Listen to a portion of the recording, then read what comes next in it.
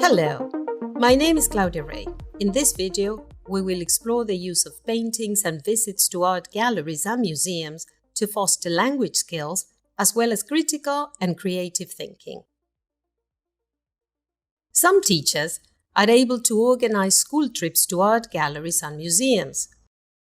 These educational trips can be entertaining and motivational as they provide students with a different learning environment where they can observe, describe, speculate, draw conclusions, and compare their own ideas with those of other students while they practice their listening and speaking skills. To organize a successful school trip, you will first need to find out if groups of students are allowed to visit the art gallery or museum, if the times for group visits are restricted, and if there are any legal requirements that you, your school, or the students need to comply with. You will also need to check your school's guidelines, if it is possible for the school to provide transportation for teachers and students from the school to the art gallery or museum, and what specific permission or authorization your students' parents may have to sign.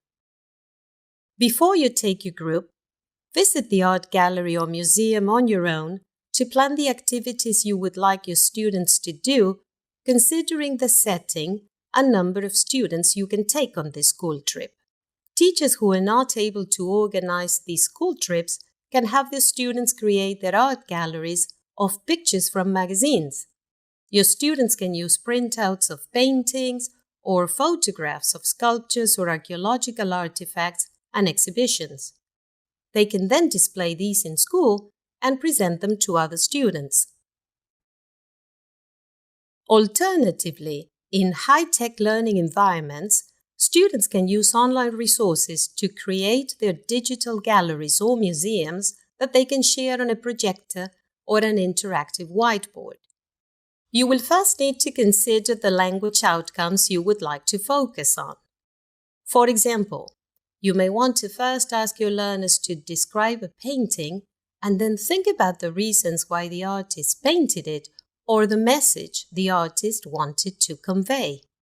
In this case, your learners may use functional language structures to describe the objects and the position in the painting, as well as structures to show cause and effect or hypothetical thinking.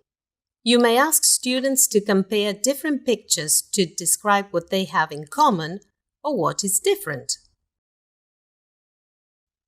You can encourage your learners to think more deeply and figure out the story behind each painting. Who are the people in the painting?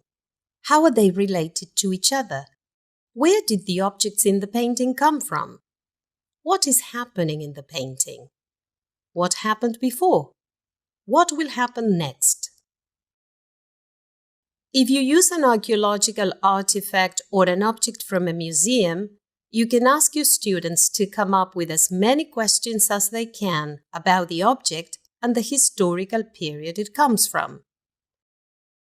These questions can later guide some research your students can conduct from books or curated online resources. You can have them make a list of all possible uses for the object.